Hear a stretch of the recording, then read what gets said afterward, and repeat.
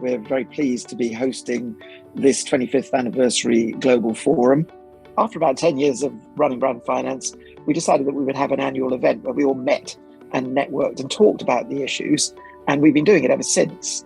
The things that were being talked about 25 years ago and where we are with them. And the first one that we're talking about today is the debate about global versus local.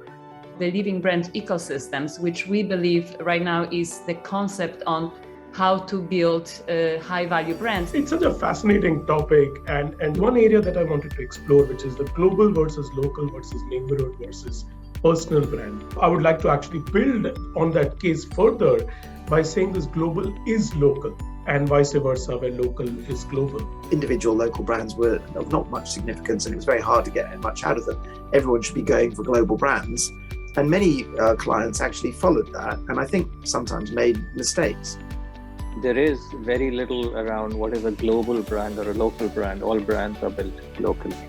The second subject today is another very hot topic, brand purpose then and now.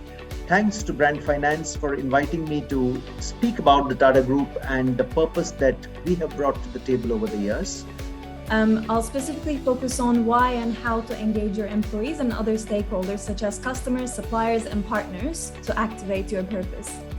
In a world full of choices, organisations who are authentically leading with purpose are finding new ways to deliver value to the communities that they work within.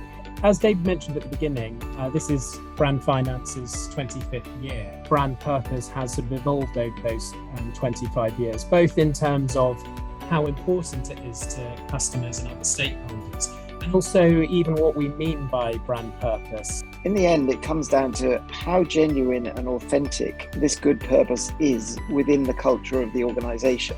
And it stimulates a thought in me as to how does one refine that and how does one maintain that? What really marks out a company with purpose is whether it continues to do what it says it will do, even in times of hardship.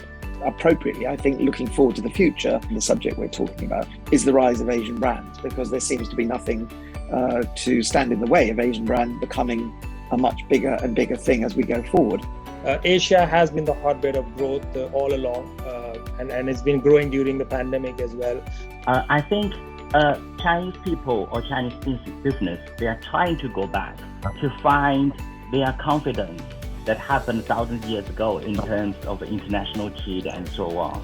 Be much more agile in adopting cultural triggers to create cut-through. And what that's doing is it's allowing those brands to go beyond the geographic borders where they are.